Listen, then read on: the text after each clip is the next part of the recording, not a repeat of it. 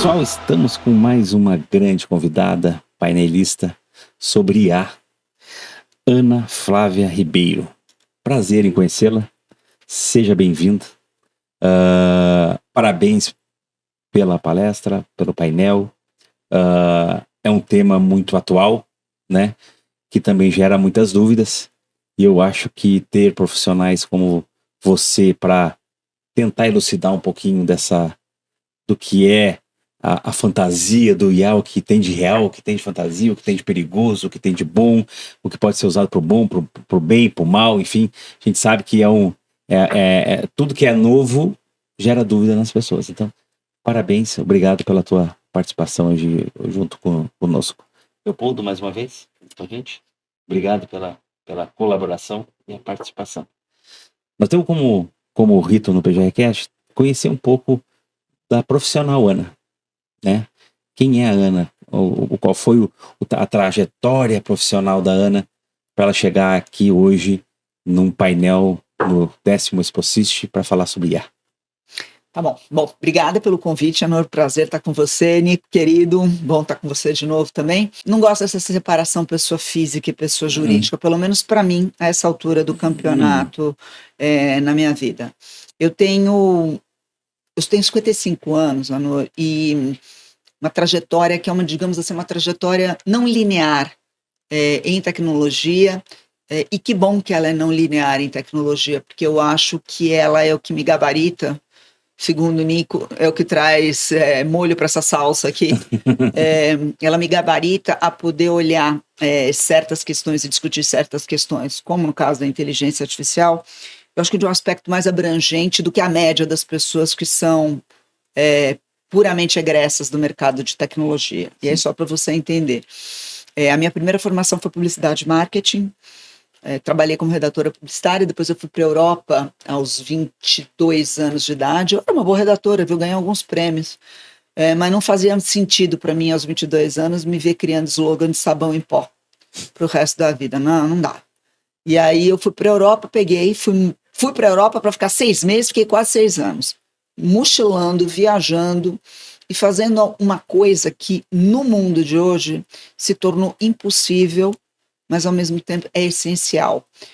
Alimentar a cabeça com outros insights, outras informações e outros contextos que vão além daquele do dia a dia da sua profissão, da sua escolha profissional. Então eu fui muito afortunada, porque eu pude fazer isso.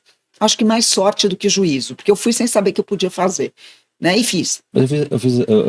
Fiz isso em 94. Você fez isso durante um ano? Durante um ano, 94. Pois é, eu fiz isso durante quase 5. E assim, quase passou da conta, né? E aí quando eu voltei para o Brasil, 1998, foi 92, foi 98, 1998, a internet estava chegando aqui no Brasil. O Nico não tem dado para lembrar dessas coisas, porque ele não era nascido. Se você postar um aparelho de telefone com disco, ele não sabe o que é. Né, meu? Né? É uma LP. O cara não sabe o que é LP. Não. Cassete também. E aí, quando eu voltei, como a web, né, a internet estava nos seus primórdios, chegando com infraestrutura aqui no Brasil, e meio que ninguém sabia o que era, se era de comer ou se era de passar no cabelo, eles estavam recrutando gente do mercado inteiro para poder trabalhar com aquilo sem saber como. E eu fui bater, de novo, as coisas são muito aleatórias na minha vida, né? Fui bater, por mais sorte do que juízo, fui bater em um provedor de internet corporativa, que era ligado, na época, à Sun, aqui no Brasil, Sun Microsystems, Hitachi Sun Microsystems.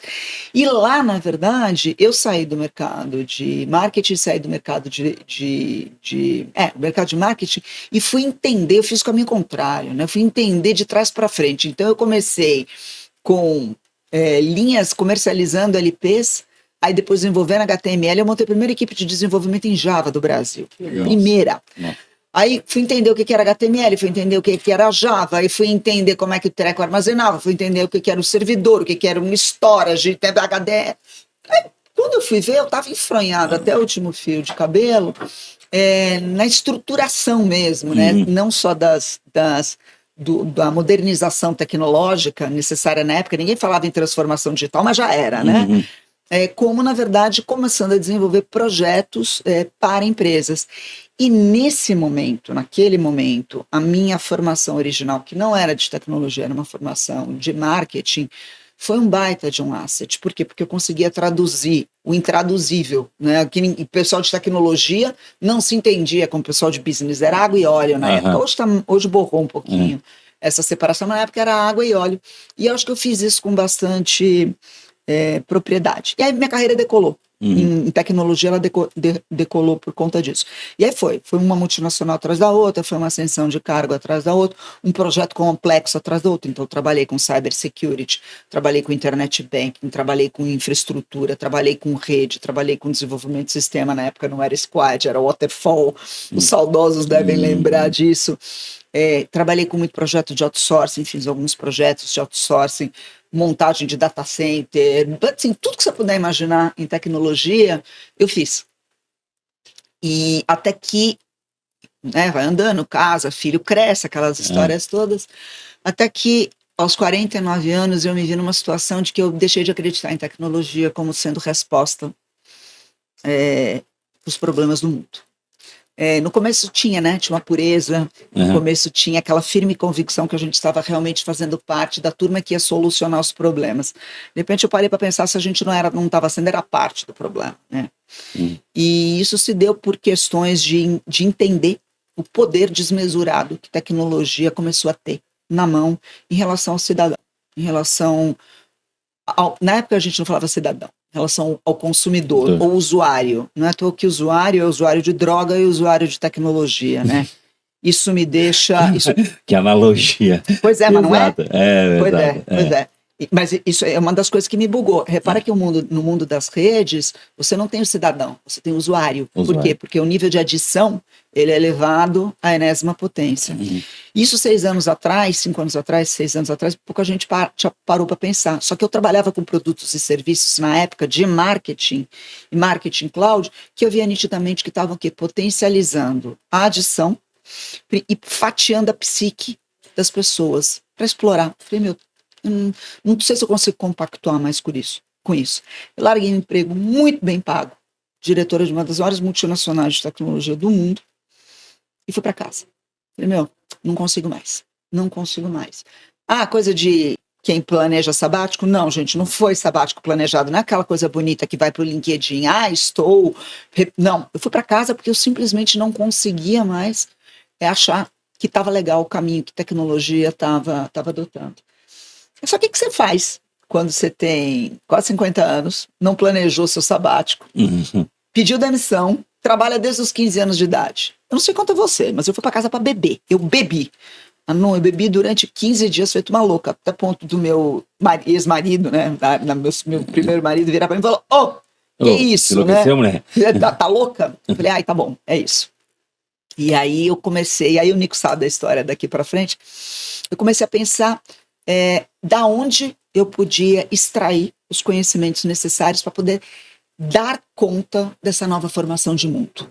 Como mãe, como profissional, como cidadã, como o que quer que fosse. E eu testei algumas possibilidades. Primeiro foi estudar tendência de futuro, muito legal, mas muito vento, né? Os futuristas, pelo menos os que eu conheci, na época eram bons, mas chegava um momento que batia, os caras não iam, porque é vento, né? Sim. Se você não tem uma estrutura, uma bagagem de conhecimento sólida para interpretar aquele fenômeno que vai dar naquele futuro, seja possível... Fazer acontecer? Seja possível, desejável ou impossível e indesejável, se você não tiver uma estruturação de pensamento muito sólida, você só fica aquele papagaio de pirata repetindo o que os outros falam. E tem muitos que fazem só isso. Então não me satisfez. Aí eu falei, onde que tá o pulo do gato? Eu falei, tá no ser humano. Mas em que no ser humano? Aí eu explorei um pouco de psicologia, achei legal, mas achei pouco.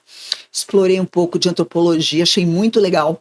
Explorei um pouco de sociologia, formação da sociedade. Uma comunidade é uma sociedade é uma comunidade. Achei muito legal, até que eu dei com a filosofia. Eu falei, é isso.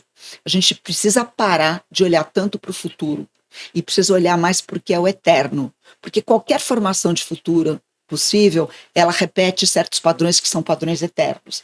E isso só quem me deu foi a filosofia. E eu fui estudar filosofia dentro do Mosteiro de São Bento, aqui em São Paulo, que é a faculdade de filosofia mais antiga da América Latina. Legal. As pessoas não sabem. Os monges são geniais, os monges beneditinos são inteligentíssimos. Não tinha um computador em sala de aula, graças a Deus. Papel, caneta e uma aula de filosofia 4 horas seguidas. E aí eu fiz filosofia, depois me pós-graduei em aconselhamento filosófico e comecei a entender que eu tinha uma joia na mão. Porque por mais sorte que juízo, de novo, sou uma mulher de muita sorte, na hora que inteligência artificial bateu, eu tinha conhecimento técnico necessário, conhecimento ético necessário, conhecimento da estruturação da história da psique humana e da racionalidade. Então, assim, para mim é um tema que é muito claro e cristalino, que não dá para ser levado só pelo âmbito da tecnologia. Até porque, conforme eu disse lá no painel, as pessoas usam tecnologia para dizer que tomam melhores decisões. Mas quem diz que o ser humano toma boas decisões? O ser humano, na média, é um péssimo tomador de decisão. Puxa vida. Que história. É legal, né? É legal, É legal, porque né? assim, são coisas completamente. Saiu do mundo Bits e bytes? mais para te conhecer internamente. Quer dizer, Mas cara, não tem conflito, não. Quando as pessoas entenderem que, principalmente no estágio de tecnologia que a gente está hoje, bits e bytes, na verdade, é um jeito de nós fazermos o que nós sempre fizemos, só que de uma maneira que traz um outro olhar, porque a maneira como a qual nós fazemos as coisas passa a fazer parte do que nós somos também, Sim. né?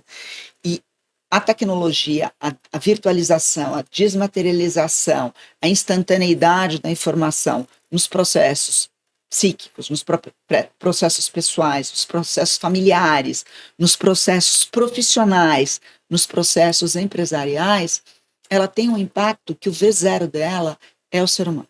Sim. Eu não sei se tu chegaste já a ver, tem uma imagem que foi montada que era assim, era a sala de TV de uma família dos anos 70, 80, 60 e uma sala de TV de hoje, né? Primeiro que é o seguinte, não existe mais posição de sofá virado um pro outro.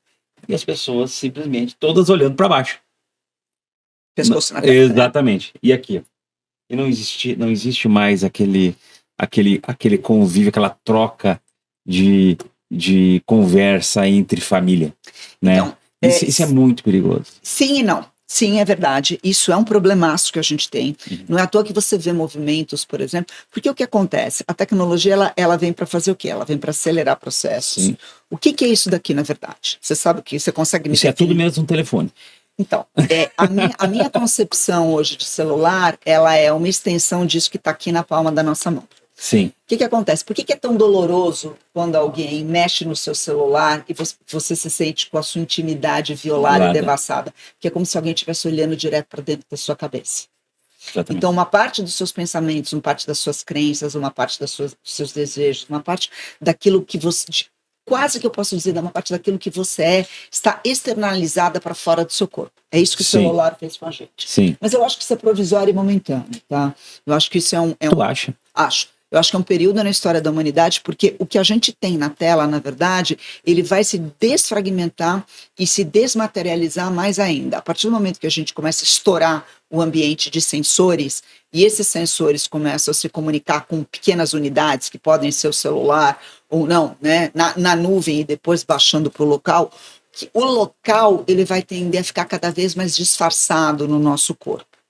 Então, assim, é claro que não existe uma humanidade possível, claro que não existe um comportamento possível. Normalmente você tem um comportamento que é dominante numa determinada era, mas você tem dentro daquela tendência a contratendência que ajuda a definir aquela era.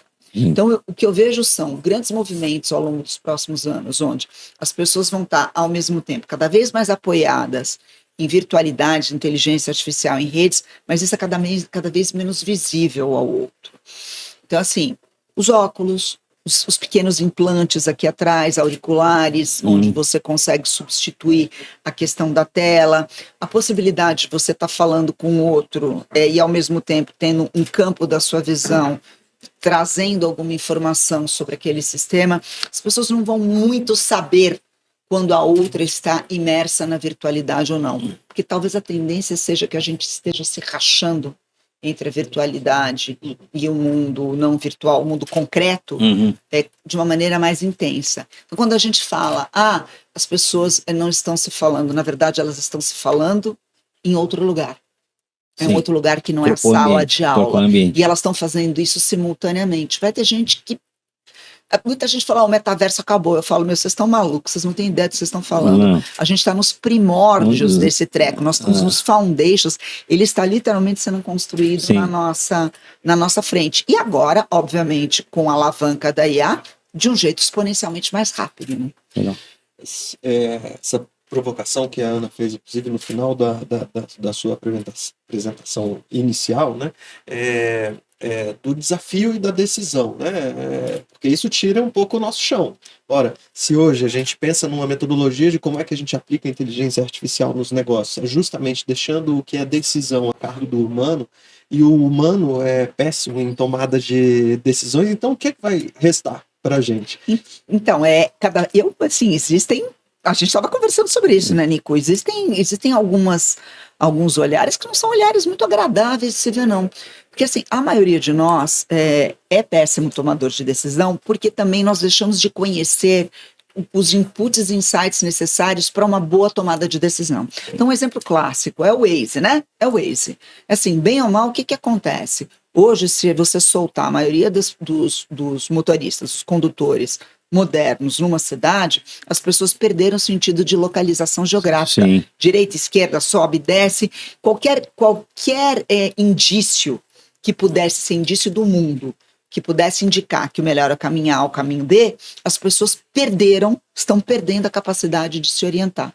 Com isso, você perde o quê? Alimento corporal para a tua mente, para fazer o que nós fomos evoluídos geneticamente para ser, que é uma máquina que toma decisões. A gente está terceirizando essa tomada de decisão, Nico. E isso está fazendo com o quê? Fazendo, entre outras coisas, que o emburrecimento no que tange... né? O emburrecimento no que tange a questões de vida prática e objetiva seja uma realidade. Por quê? Porque a gente não está tendo experiência de mundo mais. A experiência está sendo movida para o virtual. Por isso que fica aquela tara, ai que lindo, meu filho de 3 anos sabe mexer no tablet. Quando eu olho aquilo, eu quero morrer. Eu falo, você não tem ideia do que você está fazendo com o teu filho. Em vez de ficar alegre, você devia ficar horrorizado, porque você está tirando inputs essenciais desse moleque ou dessa mina, para ela ser um ser humano que se orienta. Eu fiz uma pergunta aqui pro Dr. César, anteriormente, que é bem isso que você falou, tá? Exatamente isso. Até quando, em até que momento, a inteligência artificial não vai contribuir para a idiotização do ser humano, né? Porque, assim, ele passa a deixar de pensar. E a nossa geração, olha só, olha como é louco isso. A nossa geração, ela viveu esses 2 mundos.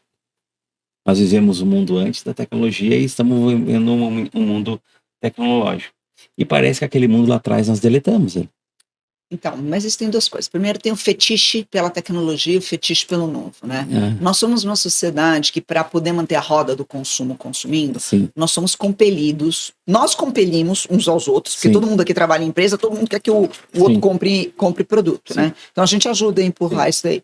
Mas nós compelimos e somos compelidos para aumentar a roda do consumo o tempo todo. Porque senão a economia não se sustenta, porque o crescimento não vem, etc, etc. Então a gente está aumentando a roda de consumo. E hoje, o grosso do desenvolvimento e o grosso do consumo que você tem em lazer, por exemplo, ou em educação, ele está apoiado em algoritmos em tela, você vai consumir mais isso, tá? Então, o que acontece? Isso não vai diminuir. Em relação ao viver e não viver, e ao emburrecimento, eu vou falar uma coisa que não vai soar muito correta, mas o Nico me conhece, ele sabe que eu não ligo muito para jogar para a galera, né? A maioria das pessoas não é muito inteligente também. Então, o que acontece? Quando você é boa pessoa, pega um velho, né? Eu tô a caminho da velhice, então eu já tô me colocando... Não faz isso com nós, não. Você também não faz isso com nós, não. A maioria das pessoas, das boas pessoas, são velhos e velhas legais, boas pessoas. A maioria das más pessoas não são bons velhos. Continuam sendo más pessoas, só que velhos. Então, tecnologia por tecnologia não garante que ninguém seja mais inteligente, ou seja, ou que ninguém seja mais esperto. Ela é um enabler, né? Exato. Ela dá a oportunidade. Verdade. O problema é que a gente confunde forma com conteúdo. E a gente pede para as nossas crianças, para os nossos jovens e para os nossos adultos serem hábeis em tecnologia. Mas a gente não pede para eles serem hábeis em pensar o que está sendo servido por aquela tecnologia.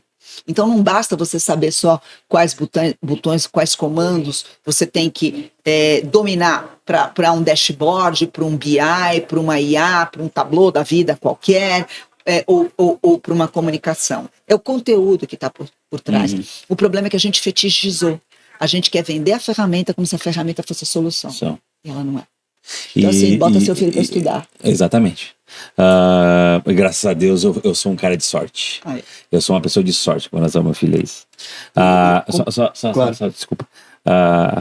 Assim, o que eu enxergo? Hoje, no meio corporativo, o conhecimento. Onde é que está o problema hoje das pessoas no meio corporativo? São as relações pessoais. Né?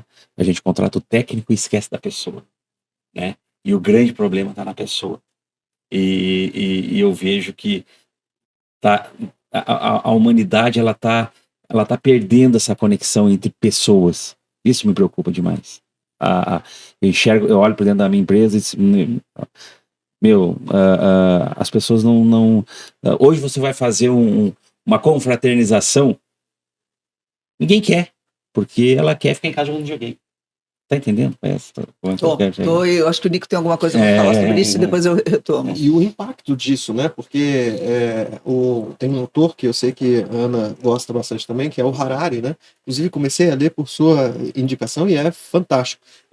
Que é essa provocação de, peraí, a gente é Homo sapiens, né? Quem disse que a gente parou por aí?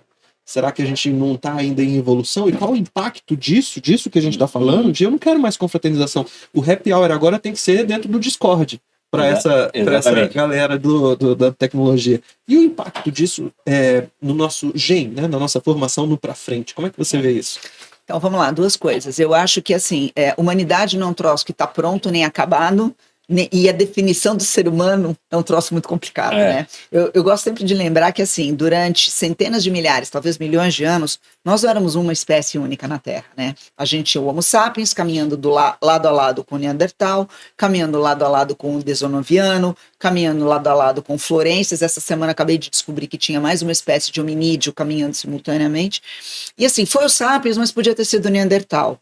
Foi o sapiens, mas podia ter sido qualquer outro homo. Né? Então, essa possibilidade de que a gente se junta e se separa dentro de humanidades possíveis, para mim ela me parece bastante coerente, quiçá sábia. Eu estava lendo um livro esse final de semana, estou lendo, na verdade, um novo livro antes dele morrer, ele lançou, né, o último livro do Henry Kissinger, escrito junto com Eric Schmidt, que foi o ex-CEO do Google, e hoje é presidente de um dos maiores think tanks de AI dos Estados Unidos, se não o maior, e o Craig Mundie. Craig Mundie é o VP da Microsoft, que está no board da OpenAI, responsável pelo desenvolvimento de AI, um cara muito coerente também. E eles advogam que talvez a gente tenha que se acostumar com a ideia de, paralelo ao Homo sapiens, a gente ter o Homo technos. O Homo technos não se trata só de uma modificação física, não estou falando que a gente vai ficar corcunda, aquela coisa boba que está no jornal, não é isso. Mas é a incorporação de certos vetores externos, prototipagem biônica, porque se eu uso lente de contato, eu tenho implante de titânio na perna, eu já sou semibiônica, né? É verdade. Não, eu já sou semibiônica, o Nico tá analógica, mas é. Pois não está ligado ainda no meu sistema nervoso central, mas vai estar, pelo que se vê aí, vai estar em breve, né? Então, essas humanidades possíveis, elas provavelmente vão colocar um fator de complicação em cima da mesa. Porque além de nós não sermos muito bons em tomada de decisão, não atualmente, porque a gente está perdendo, né, os inputs externos para a gente ser um bom tomador de decisão, o ser humano tem uma grande dificuldade que é lidar com o outro. O meu outro, atualmente, ele se divide entre direita e esquerda, preto, branco, amarelo, azul, roxo, homem, mulher, fluido, transgênero, etc, etc. Mas eu estou sempre brigando com aquela figura do outro, né? O ser humano tem dificuldade em lidar com o outro. Esse outro que a gente tem dificuldade de lidar, ele tem dois grandes fatores de curto prazo de complicação. O outro, a IA, que se mostra, na verdade, semanticamente habilitada a me entender e por isso eu estabeleço uma relação emocional. E o outro pode ser um ser humano com uma conformação psíquica completamente diferente da minha, porque ele está interligado na virtualidade. Então, talvez os nossos problemas com a geração Z, alfa, etc, etc, é que eles estejam começando a pegar essas transformações. Muitos vão perder, muitos não vão sobreviver a esse processo, literalmente, psiquicamente pirando. Mas talvez a gente tenha aí alguma coisa no meio do caminho. E não pode esquecer que na natureza não tem juízo de valor de bom ou ruim, certo ou errado, né? Isso é uma criação humana. A natureza sai fazendo, é a gente que se adapta, a gente faz parte dela. Ana, sensacional. Muito obrigado pela tua participação. Eu ficaria te escutando acho que umas 25 horas seguidas. Só me convidar e convidar o Nico de novo para um podcast longo de 5 horas que a gente faz, né, Nico? Sensacional. Muito obrigado mesmo de coração. Sucesso, saúde, felicidade e que o futuro nos aguarde coisas boas aí. Então, considerações finais. Não se apavorem, Claro conheçam. Exatamente. Obrigado.